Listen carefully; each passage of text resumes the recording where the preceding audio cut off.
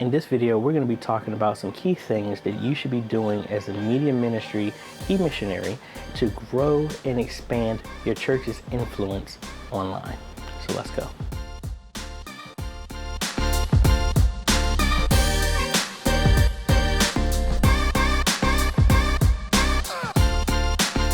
Hey folks, AJ the CEO here. If this is your first time stopping by the channel, thanks for stopping by. And on this channel, we focus on tips, training, strategies, reviews, and builds to help modernize your media ministry. So if you're new here, consider subscribing.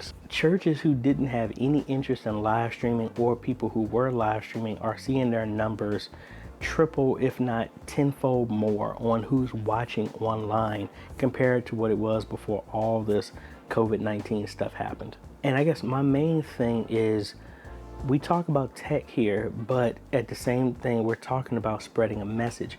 And I want to make sure that whatever type of growth that we had in this moment that we're experiencing of going from 30 to 90 to 200 to 500 people watching online, that we keep that growth and we go further. Because contrary to popular belief, when everything opens back up, there are going to be people who are not going to come back to your church because they are hesitant about being in groups of people. So with that being said, that is the importance. And I really hope that your church isn't one of those who started live stream as a knee-jerk reaction just to stay in touch. But then when everything goes back to normal, they let their online e-church die on the vine. That's what this point is, to recognize. And I said a long time ago that it's going to get to a point where you have more people on your live stream that are in church. I'm hearing it from a bunch of people in the For Me Media group where like their church is only like 100 people. It can fit 100 people, but they have 500 people watching on their live stream. And you know, that's not going to change. So what I want to do is talk to you about things that you could be doing right now to leverage and catapult and multiply that growth going into where we're at, because everybody is experiencing this wave that hit that has raised the bar for everyone who decided to actually get out there and still doesn't have their head in the sand thinking this is just going to go past, but they're using this as a way to reach people like never before.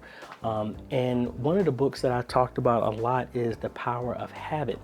And you got to think, I've been doing this media ministry thing for quite a while, and the fact of getting so many people to watch our live stream used to be like pulling teeth, but now it's a new habit to where the family comes to their tablet, their phone, their computer, their smart TV, and they're chiming in to watch the live stream.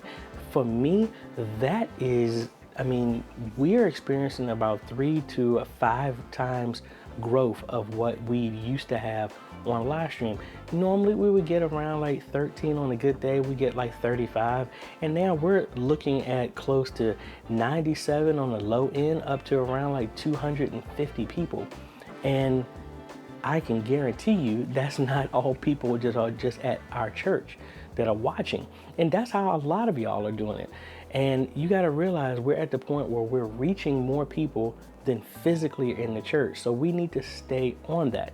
So I know I'm rambling a lot because I have a lot of thoughts about this, but I go back to that book, The Power of Habit. What has been happening is now situations have caused our churches to learn, our people to learn a new habit of consuming God's word, the church, information through websites, social media, YouTube, Facebook, whatever. Now, since that habit has already been established and it's made it easy because the situation has made it, half the battle is gone. The first thing what you really should be doing is to leverage that and tweak that habit just a little bit. Now, this can be done from a media ministry standpoint, but it also needs to be done from leadership. What you need to do is tell people what you need to be done. I know it sounds simple, but our YouTube channel at our church grew by 50 people simply by making a statement saying, hey, make sure you like and subscribe if you haven't already, and share it with people. And then we showed how to subscribe. I mean, that took 5 seconds, but in one Sunday, our YouTube channel gained 50 subscribers just like that. And that's one thing that needs to be somewhere in your stream.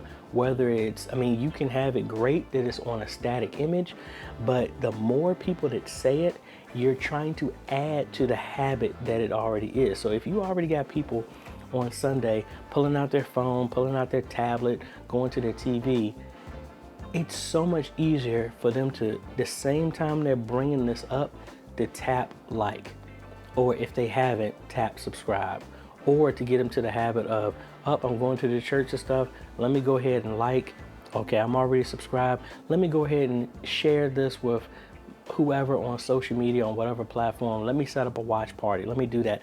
That takes seconds, but the idea is to teach that as a new habit with what everybody else is already doing. Because again, this is not going to go backwards, but it will go backwards if we just think that this is just going to happen.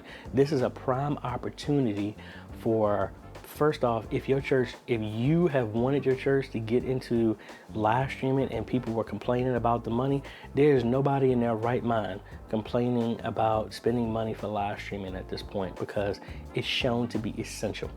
And then getting people to watch it isn't a problem, because that's the only way people are able to participate in their church, because a lot of states are still locked down to where they're not letting this stuff happen.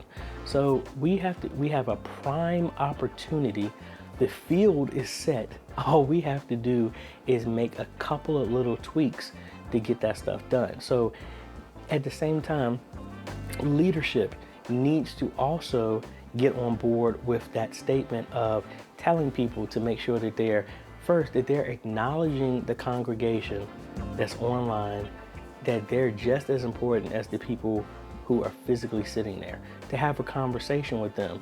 Because what's going to happen is, and I really feel that inside of seminary school, people are going to really need to learn etiquette of how to speak to a camera as well as a congregation, because that's just the nature of where we're at right now.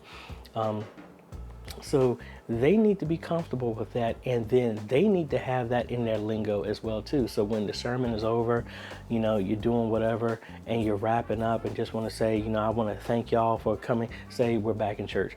Hey, I just want to thank y'all for joining us. And for those who are online, we appreciate you and we consider you just a part of this family, just as people who are sitting here. So we just ask to make sure that if this message touched you in any type of way, that you like this video, share it with your friends and family, and then also subscribe. That way you'll get notified when we come out with other videos here that may help bless you and your family or something like that. It needs to be integrated in their lingo, just like it is with anything else, because this is not going anywhere anytime soon.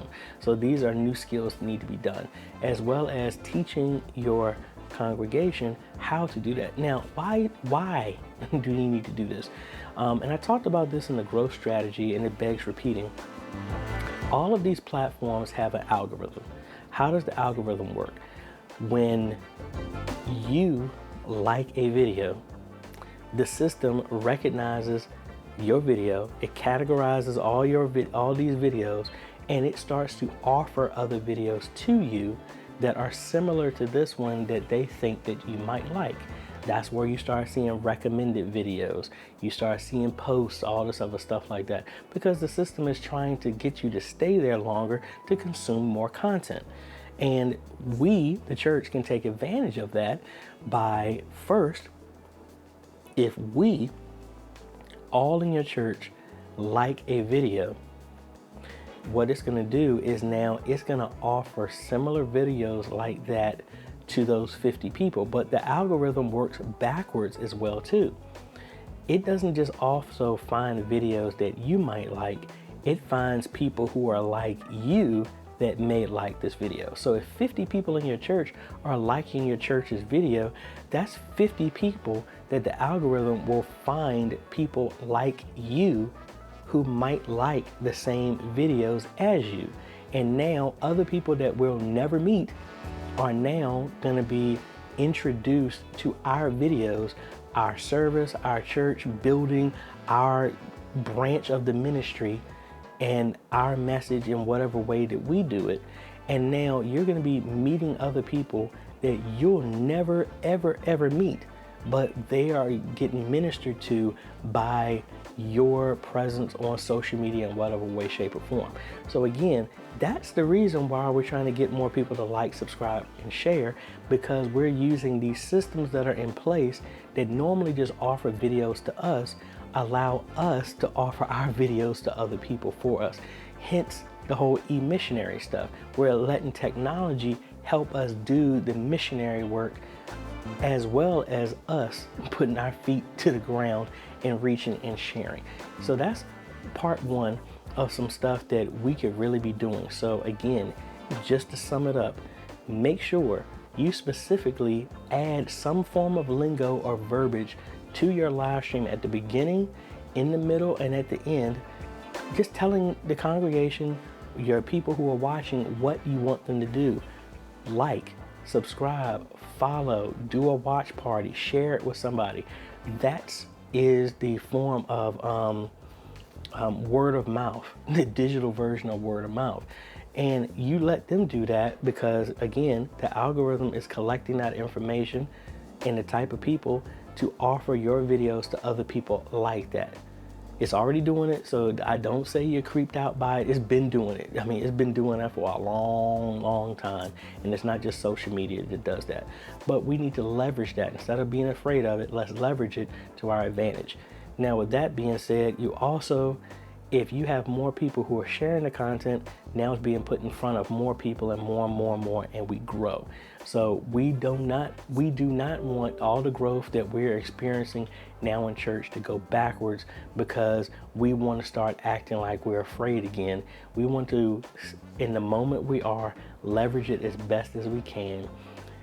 Recognize that we are helping develop, this situation has developed a new habit that all we have to do now, the hard work has been done. We just need to tweak a couple of things and you'll start seeing some exponential growth, because now the system is bringing more people to you instead of you having to work harder to get it. All you have to do is work to make sure people in your church are liking, subscribing, sharing what you're already putting out, and then the system will bring other people to you because it's leveraging everybody who's like, subscribing, and sharing.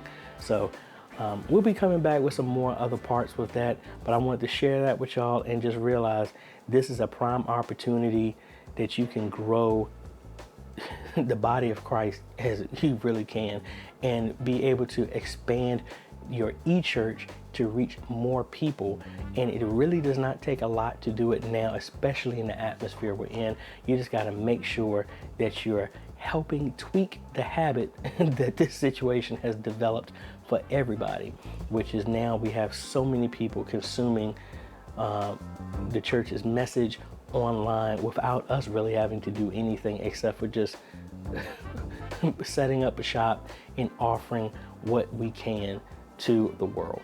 And the world is beaten to our door. So anyway, I hope that makes sense. We'll be coming out some other videos like this. And again, it wasn't really technical, but it is something that's really beneficial that I know works, because that whole process is how this channel grew.